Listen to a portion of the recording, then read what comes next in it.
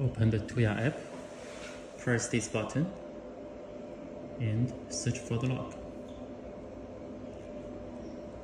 Press this add button.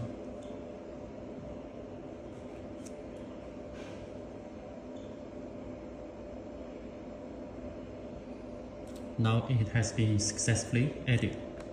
Press done.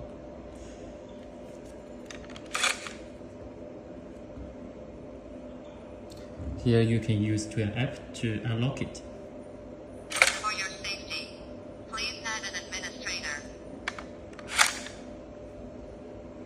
And here you can go to the member management. And first you need to add some members. And then choose the member. For example, this is administrator. And here you can add a fingerprint. Press add button. Please press your finger. So you need to press your finger 5 times. Please press your finger. Press again. Press again. Press again. Successful registration. This is the right thumb. Okay. So it's the same for you to add the password and also add a card here.